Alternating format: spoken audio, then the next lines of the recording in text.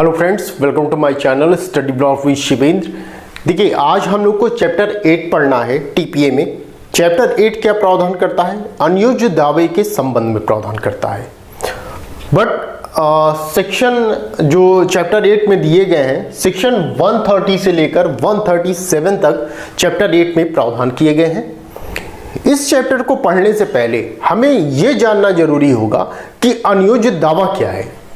आपको याद होगा जब हम लोगों ने निर्वचन खंड पढ़ा था, इंटरप्रिटेशन क्लॉज पढ़ा था सेक्शन 3 का, ठीक है, टीपीए में, तो हमने अनयोज्य दावा को छोड़ दिया था। मैंने कहा था आपसे कि जब हम लास्ट चैप्टर पढ़ेंगे टीपीए का, तो उसके साथ ही साथ अनयोज्य दावा को पढ़ा जाएगा। तो सबसे पहले हमें यह जानना बेहद जरूरी है कि अनयोज्य दावा क्या होता है। इंग्लिश याद रहे, इसका क्या होता है? Actionable claim.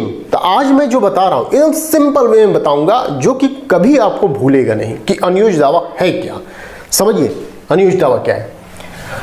आप देखिए, जो आप ऋण लेते हैं, डेब्ट लेते हैं, उधार लेते हैं, उधार हम दो तरीके से ले सकते हैं। कैसे? उधार हमें लेना होगा किसी से, तो हम कैसे लेंगे? दो तरीके हैं मेरे पास। एक तरीका क्या है मेरे पास कि भाई संपत्ति रख लें, ठीक है, संपत्ति जो है रखकर, और एक होता है बिना संपत्ति रखे, बिना संपत्ति रखे, ठीक है। संपत्ति रख का मतलब क्या होता है यहां पे कि जो उधार हम ले रहे हैं संपत्ति रख कर ले सकते हैं, या दूसरा क्या होता है बिना संपत्ति रखे ले सकते हैं। संपत्ति रख कर कैसे लेंगे हम कि देखिए, जब हमें उधार लेना है किसी से कि तो भाई उसके पास गारंटी के रूप में कुछ रखना होगा, तभी तो वो उधार देगा। जैसे मुझे उधार लेना है आपसे, पैसे की मुझे आवश्यकता है, मुझे उधार लेना है आपसे, तो मैं क्या करूंगा? कोई संपत्ति आपके पास रख दूंगा, ठीक है। इसके बदले में आप मुझे क्या देंगे? पैसा देंगे उधार स्वरूप, ठीक है। अब यहां क्या हो सकता है दूसरे में? बिना संपत्ति रखे कोई हमारा चाहने वाला है, दोस्त यार इष्ट मित्र हैं, ये लोग हैं, ठीक है, नात रिश्तेदार जो भी हैं, तो वो लोग मुझे उधार दे सकते हैं बिना संपत्ति रखे। भाई उनको विश्वास है मेरे ऊपर कि भाई ये लड़का वापस कर देगा, ठीक है, उस तरीके से वो उधार दे सकते हैं मुझे। तो ये दो रास्ते हैं जिससे आप उधार ले सकते हैं। अब ध्यान रखिए, यहां क्या है, संपत्ति आप दो तरीके की रख सकते हैं। पहली अचल रख सकते हैं, इमूवेबल प्रॉपर्टी, दूसरी चल रख सकते हैं, ठीक है। यहां दो संपत्ति रखते हैं। अच्छा, संपत्ति रख क्यों रहे हैं? संपत्ति इसलिए रख रहे हैं कि कल को यदि आपने उधार नहीं चुकाया, जैसे मैं उधार ले रहा हूं आपसे, तो मैंने मान लीजिए कल को उधार नहीं चुकाया, भाग गए या नहीं चुका पाए किसी कारणवश, तो आपके पास जो मेरी प्रॉपर्टी है, संपत्ति है रखी हुई, आप उसको सेल करके, बेच करके वो पैसा ले सकते हैं, ठीक है। इसको क्या कहते हैं समझिए, यहां पे मैंने बनाया, इसको सिक्योर्ड डेब्ट कहते हैं। किसको? ये इस संपत्ति को क्या कहते हैं? सिक्योर्ड डेब्ट। जब कोई संपत्ति रखकर तब उधार दिया जाता है, तो उस संपत्ति को क्या है, उस उधार को क्या कहेंगे? सिक्योर्ड डेब्ट, क्योंकि वो सिक्योर है। सिक्योर कैसे है कि आपने, भाई मैंने पैसा नहीं दिया, आपसे पैसा लिया है, मैंने पैसा नहीं दिया, तो मेरी जो प्रॉपर्टी आपके पास है वो सिक्योर के रूप में है। यदि नहीं दे पाए तो आप मेरी ही प्रॉपर्टी को बेचकर आप पैसा वो ले लोगे, ठीक है, वसूल कर लेंगे जितना मुझे उधार दिया है। तो वो ऐसा जो उधार देना या ऐसा जो ऋण दिया जाता है वो क्या होता है? वो सिक्योर होता है। क्लियर? यही चीज हमने यहां बनाया है। देखिए ध्यान दीजिए, डेब्ट है दो प्रकार का, एक होता है सिक्योर्ड और दूसरा होता है अनसिक्योर्ड। सिक्योर्ड क्या होता है कि कोई प्रॉपर्टी रखी गई और तब दिया गया है, और यदि हम उधार नहीं दे पाए तो वो प्रॉपर्टी बेच दी जाएगी, ठीक है, उस व्यक्ति के द्वारा जिसने उधार दिया है। तो उसके पास जो है वो सिक्योर है, निश्चिंत है, ठीक है, मजे में है वो पूरा। वो सिक्योर है कि नहीं देता है तो ना दे, मेरे पास तो उसका सामान है, मैं इसको बेच के अपना काम चलाऊंगा, ठीक है। तो वो क्या है, सिक्योर है। अनसिक्योर क्या है, यहां पे जो रिश्तेदार हमारे हैं, दोस्त यार हैं, उन्होंने मुझे जो ऋण दिया है वो विश्वास में दिया है, कोई संपत्ति रखी नहीं है, ठीक है। पहले वाले में क्या था, यहां पर संपत्ति रख के तब मुझे उधार दिया जा रहा है। सेकेंड वाले में क्या है, यहां कोई संपत्ति रख के उधार नहीं दिया जा रहा है, बिना रखे ही, विश्वास पे ही, समझ लीजिए गुड फेथ पे दिया जा रहा है, ठीक है। तो ऐसा जो उधार देना, जो ऐसा ऋण देना, वो क्या हो जाएगा, अनसिक्योर। क्योंकि अगर संपत्ति मैं लेके भाग गया, अरे उधार जो लिया है मैंने वो लेके भाग गया, नहीं दिया, तो आप क्या कर सकते हैं, कुछ नहीं भाई, आपके पास तो मेरी प्रॉपर्टी भी नहीं जमा है कि आप बेच के उसको वसूल कर लेंगे। तो ये क्या हो जाता है, अनसिक्योर्ड डेब्ट हो जाता है। क्लियर, इतनी चीजें समझ में आई।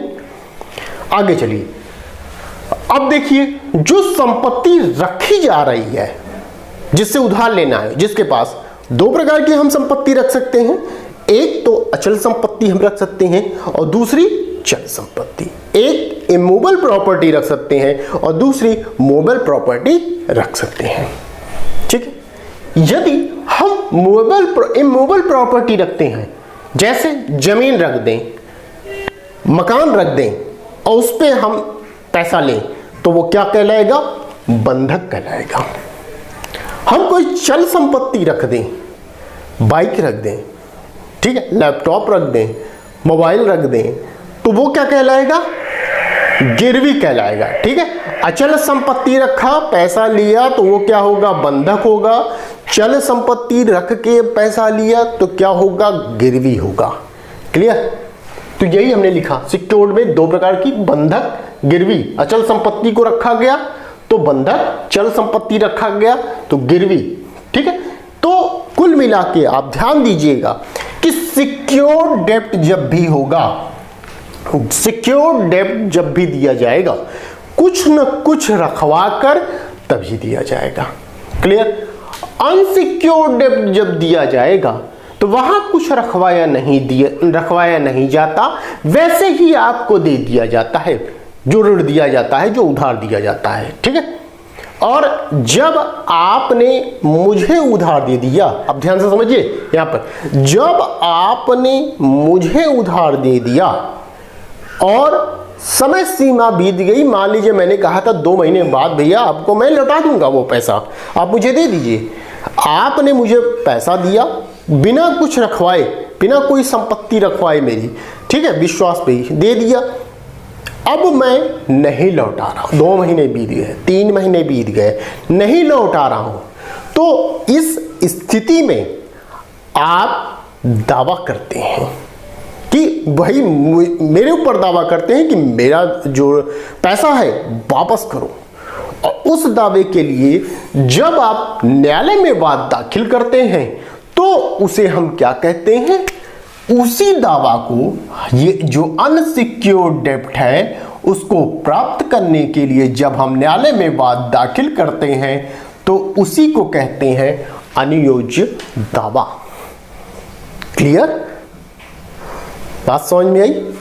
यहां हमने क्या कहा था, उधार लेना है, हमें ऋण लेना है, आपसे हमें ऋण लेना है, यहां रखवाया गया, ये सिक्योर्ड हो गया है डेब्ट, ठीक है, इसकी चर्चा छोड़ दीजिए। अब यहां क्या है, बिना कुछ रखवाए ही मैं आपसे वो पैसा ले रहा हूं, ठीक है, उधार ले रहा हूं और आपको मैंने नहीं दिया, ठीक है। तो आपके द्वारा जब न्यायालय में वाद दाखिल किया जाएगा तो वो दावा या वो वाद क्या कहलाएगा, अनुयोज्य दावा कहलाएगा, ठीक है। क्या कहलाएगा, अनुयोज्य दावा कहलाएगा। ये ध्यान रखिएगा। समझ में आई बात कि अनुयोज्य दावा क्या होता है। अनुयोज्य दावा में हमेशा आप ये समझ लीजिए कि आपके पास कोई संपत्ति नहीं रखवाई जाती और उसके बाद भी आप मुझे ऋण देते हैं, उधार देते हैं, क्योंकि जब संपत्ति रखा गई आपके पास तो फिर कैसा दावा, फिर आप दावा नहीं करेंगे भाई ये संपत्ति रखा दी गई, मैंने आगे पास संपत्ति अपनी रख दी और उसके बाद मैं पैसा ले रहा हूं, तो आप दावा क्यों करेंगे, मेरी संपत्ति ही बेच देंगे, क्यों कोर्ट कचहरी में जाएंगे भाई? आप कहेंगे ना कि भाई संपत्ति मैं बेच दे रहा हूं, ठीक है? तो ये आप समझ गए कि अनियोज्य दावा है क्या। अब समझिए, अब हम आते हैं सेक्शन 3 पर। अभी तक हमने एक भूमिका बनाई और आपको एक सिंपल वे में समझाया कि अनियोज्य दावा होता क्या है। अब मैं आपको बताता हूं सेक्शन 3 में अनियोज्य दावा जो लिखा गया है बेयर एक्ट में, अब उसको ध्यान से समझिए। अनियोज्य दावा क्या है समझिए, ऐसे ऋण का दावा जिसकी कोई प्रतिभूति नहीं दी गई है। क्या नहीं दी गई? प्रतिभूति नहीं दी गई, कोई गारंटी नहीं दी गई। गारंटी क्या? कोई संपत्ति नहीं रखवाई गई, बिना संपत्ति रखवाए ही दे दिया गया उधार या ऋण, ठीक है? तो ऐसे ऋण का दावा जिसकी कोई प्रतिभूति नहीं दी गई, ठीक है, नहीं रखी गई। दूसरा, किसी चल संपत्ति में लाभप्रद हित का दावा बशर्ते वह चल संपत्ति दावेदार के कब्जे में न हो, ठीक है? अब ये दूसरा पॉइंट है, ये आपको समझ में आ गया होगा। पहला पॉइंट ये चीज कि क्या कहना चाह रहा है, ठीक? यहां ये याद रखिएगा, यहां ऋण की बात हो रही है, ठीक है? यहां लाभप्रद हित का दावा है। क्लियर? सेकंड की बात करते हैं। यहां क्या है, एक एग्जांपल के थ्रू मैं आपको बताता हूं। जैसे आप एक शोरूम में गए, ये ए नाम का व्यक्ति है, इसने क्या किया, एक बाइक ले लिया, ठीक है? बाइक लिया शोरूम से, और शोरूम मान लीजिए कौन है, ये बी है, शोरूम का मालिक है। बाइक खरीद लिया इनसे, ठीक है? पैसा भी दे दिया इनको और कहा, ए ने कहा बी से कि भाई आज का दिन थोड़ा सही नहीं है, शुभ नहीं है, मैं कल बाइक ले जाऊंगा आपके यहां से। अब यहां क्या हो रहा है, ध्यान दीजिए, बाइक किसी की हो गई, बाइक किसके पास है, बी के पास। पैसा किसके पास जमा हो गया, बी के पास। ए के पास क्या है, कुछ नहीं, ठीक है? ए के पास कुछ नहीं बचा है, ये ध्यान रहे। तो अब बी यदि आनाकानी करते हैं, बी नहीं देते हैं, तो ए के द्वारा किया गया दावा क्या कहलाएगा, अनियोज्य दावा कहलाएगा। क्लियर? क्योंकि ए के पास न तो बाइक है न तो वो पैसा है, ठीक है? तो ये क्या है, अनियोज्य दावा कहलाएगा। यही बात यहां कही गई है, किसी चल संपत्ति में लाभप्रद हित, इसका लाभप्रद हित है ना, वो इस बाइक में जुड़ा हुआ है, हित इंटरेस्ट जुड़ा है, लाभ, तो का दावा, एक का दावा बशर्ते वह चल संपत्ति दावेदार के कब्जे में ना हो।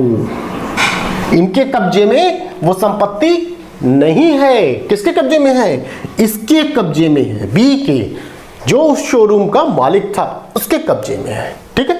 तो ये दोनों चीजें आप समझ गए होंगे। इसी में एक और ले लीजिए, जैसे किसान होते हैं तो अनाज जहां से उठाते हैं वो वहां गोदाम में ही दे देते हैं, ठीक है?